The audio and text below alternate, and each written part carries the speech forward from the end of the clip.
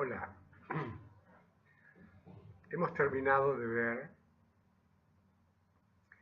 la primera parte del libro La Revolución Científica de Aquario, que nos permite aceptar la hipótesis de que todo lo que podemos comprender acerca del estupendo proceso evolutivo en el planeta Tierra y la condición, la naturaleza real, divina de los seres humanos, está todo de alguna manera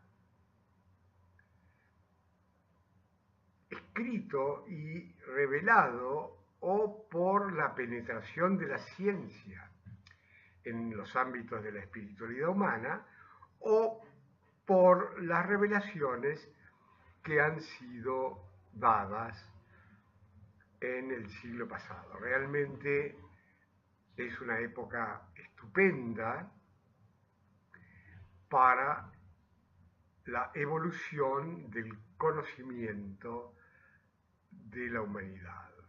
En esta segunda parte del libro, titulada La corrupción y la miseria, veremos cuáles son las verdaderas causas del enorme sufrimiento en el que aún estamos inmersos, que da lugar a la definición por parte del cristianismo de que vivimos en el Valle de Lágrimas, o a la definición metafísica del planeta Tierra, en la que se denomina la escuela del dolor. En este punto, que es un punto de la segunda parte del libro, vamos a ver por qué el sufrimiento humano aún es tan grande. Y comenzamos con el capítulo 4 del libro, que se titula No hay que esperar luz de la oscuridad. Y dice así: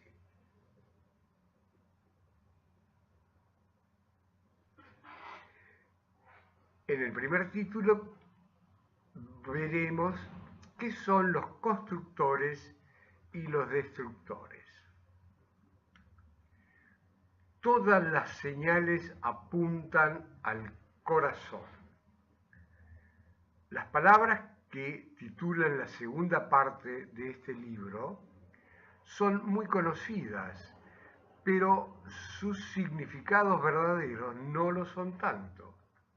La corrupción y la miseria abundan tanto en los pináculos más elevados del poder plutócrata como en nuestros pequeños infiernos portátiles. Situaciones que soportamos estoicamente o que vamos arrastrando penosamente sin esperanza inmediata a la vista, particularmente en nuestra querida Argentina. Recordemos que este libro fue escrito en el año 2002. Ahora tenemos una repetición del ciclo en el 2018 que en realidad tiene los mismos enfoques, pero como la historia nunca se repite, sino que son ciclos evolutivos donde hay la apariencia de la repetición, pero siempre hay un crecimiento del nivel de conciencia de la humanidad, resulta que las palabras de este libro son de completa utilidad en esta época de junio del año 2018. Cuando la miseria y la corrupción aparecen en la naturaleza, significa que algo está muriendo. La pestilencia que emana de los hechos cotidianos indica que si algo que está muriendo es bastante grande. Corrupto significa en latín corazón roto. Un corazón roto no puede irradiar amor. Está conectado con el miedo, con el odio y con la venganza. Discordia también encierra el mismo significado. Es lo opuesto a la cordialidad. Eros significa en griego desconectado del amor. Eros, el dios griego del amor, se casó con Psique, el alma humana, y tuvieron una hija inmortal a la que llamaron alegría, entusiasmo, pasión o todos los términos similares. Toda situación en la que no experimentamos amor o alegría es miserable. Es conveniente observar que la miseria, según los padres griegos, no tiene relación con el estado de nuestra cuenta bancaria, ni el de nuestro estatus social o laboral. Por eso es posible observar miseria entre los opulentos y también entre los desheredados del planeta. Cuando cunden la miseria, la corrupción y la discordia, la vida se manifiesta como el inconmensurable poder destructor.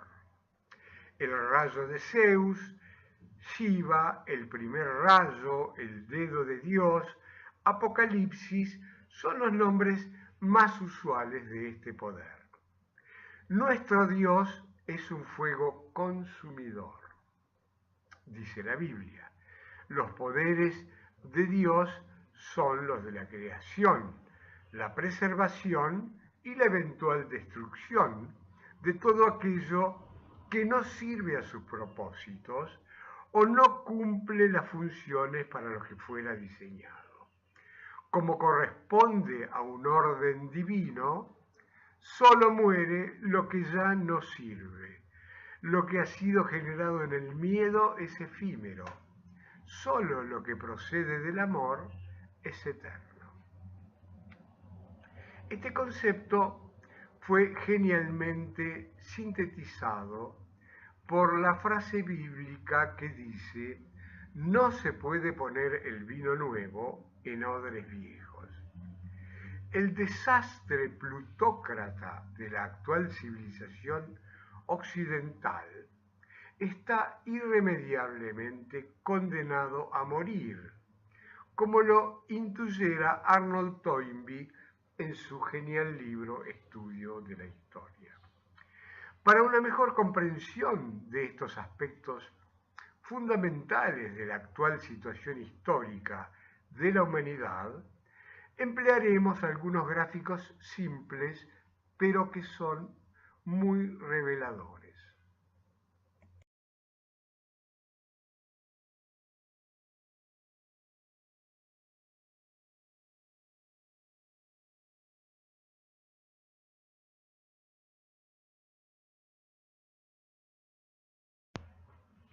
Observando este gráfico, resulta evidente que los actuales poderes políticos y o económicos del mundo están sometidos de manera consciente o inconsciente al poderoso y único conjunto de organizaciones que manejan de manera oculta la mayor cantidad de dinero y de poder destructor, unidos por el afán de acumular más poder, causa evidente de las fabulosas exclusiones de miles de millones de personas de los sistemas económicos y sociales en todos los países del mundo.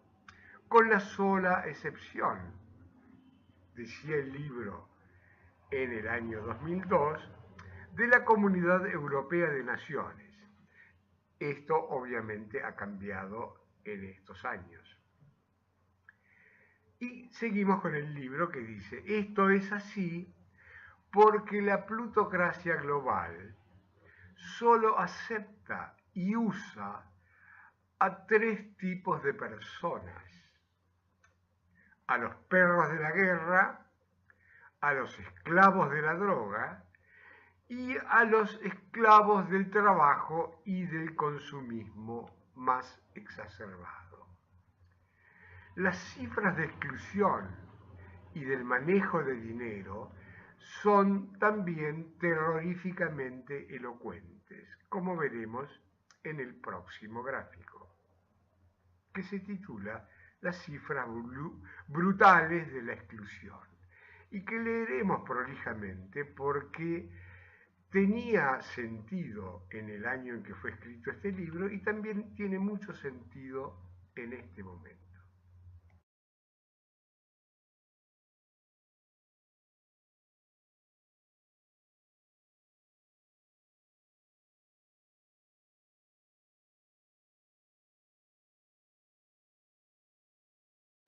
Decíamos en el libro La Revolución Científica de Aquario, con relación a las cifras brutales de la exclusión. 1. 3.000 millones de personas, el 50% de la población mundial en esa época, están excluidas del sistema económico. Y la fuente de esta información es el informe del Banco Mundial del año 2001, Atacando la Pobreza. 2. Los 3.000 millones de excluidos serán 5.000 millones en el año 2025, o el 62% de la población. Esto decía James Wolfenson, presidente del Banco Mundial en el año 2002, en declaraciones a la prensa. El punto 3 dice, 5.000 millones de personas, el 82% de la población mundial de 6.000 millones, hoy somos 7.200 millones, nunca vieron un médico ni lo verán hasta que se mueran, según un informe de la Organización Mundial de la Salud del año 1989, que fue prolijamente borrado en este tiempo de los anales bibliográficos de la Organización Mundial de la Salud. Con María lo vimos en la Organización Panamericana de la Salud, en un libro del que quisimos sacar fotocopias, pero no nos dejaron. En la Argentina, el punto 4 dice, la exclusión del sistema económico supera el 60% de la población. La mitad de los jubilados, 2 millones de ellos, vive por debajo de la línea de pobreza, según cifras oficiales del año 2004. El 70,4% de los chicos argentinos son pobres. Más de 2,5 millones de niños viven bajo la línea de indigencia. El 40% de los chicos pobres hasta 5 años tienen un coeficiente intelectual un 20% inferior a los de los no pobres. La Argentina es el único país occidental que sufre una continua decadencia social que ya supera el medio siglo. Es necesario recordar que Grecia y España estuvieron afuera de la Comunidad Europea de Naciones durante más de 10 años porque sus niños y viejos todavía estaban desamparados. Ahora estos dos países forman parte de la comunidad. La Argentina, en cambio, ha seguido el camino inverso. El punto 5 de este gráfico dice que las tendencias indican el incremento de la exclusión, simplemente porque las organizaciones plutócratas están unidas por un mismo ideal: acumular más poder y más dinero. Y seguimos con el libro, que dice: el manejo de dinero y del enorme poder económico y bélico por parte de la plutocracia global revela una situación extraordinariamente clara que nos permite afirmar que no tiene sentido esperar luz de semejante oscuridad. El tercer gráfico puede ayudarnos a comprender.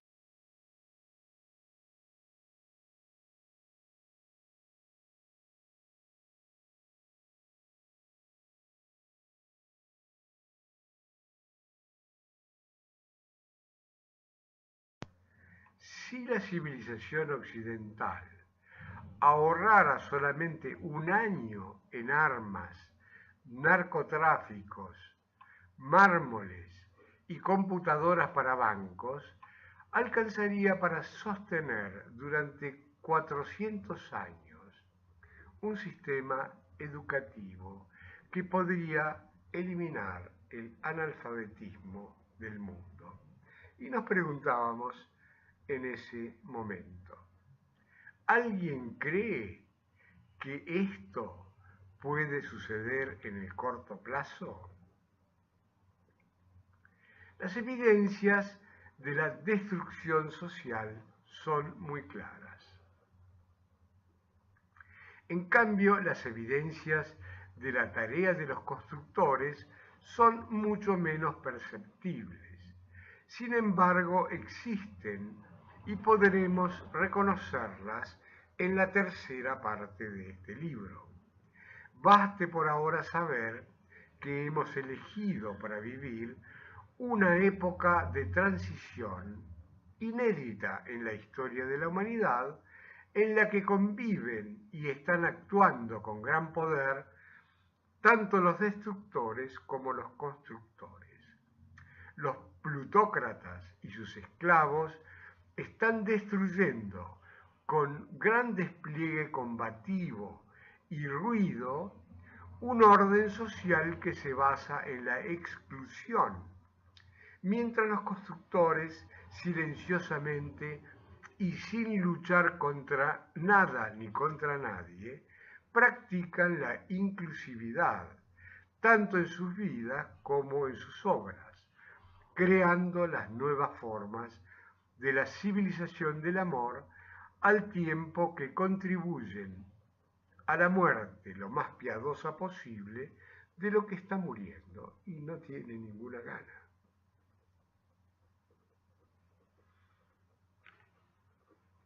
La ignorancia y el miedo son las más poderosas armas de los destructores.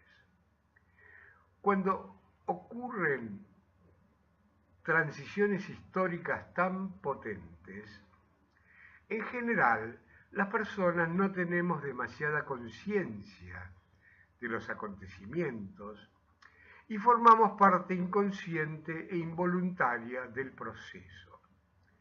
Pero en este particular momento, gracias a la inteligencia de algunos individuos que pueden conectarse con lo que realmente está ocurriendo con visión panorámica, es posible comprender la notable crisis y la extraordinaria oportunidad que están desarrollándose ante nuestros ojos asombrados.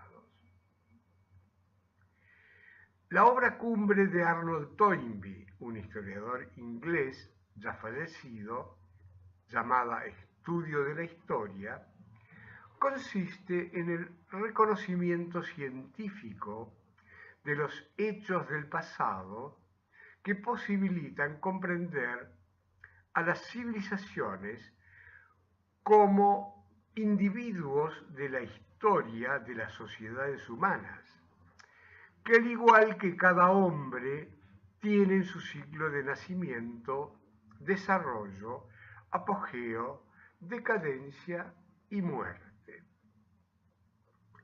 Con gran precisión, imaginación y plenitud de datos, Toynbee sigue el hilo de la historia y clasifica 21 civilizaciones, de las cuales la única que permanece viva es la civilización occidental globalizada.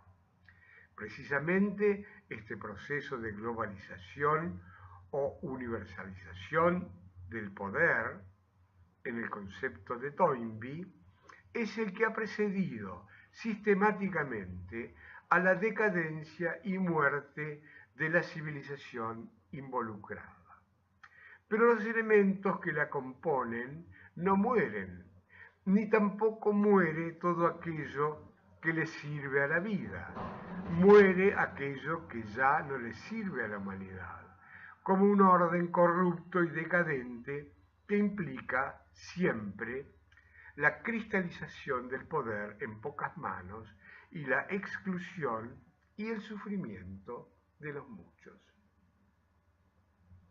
Este enfoque nos permite comprender que la muerte es una ley inexorable que impide que quedemos atrapados en una forma que ya no sirve, sea un cuerpo físico inservible, una pareja desastrosa, una institución corrupta o una civilización putrefacta.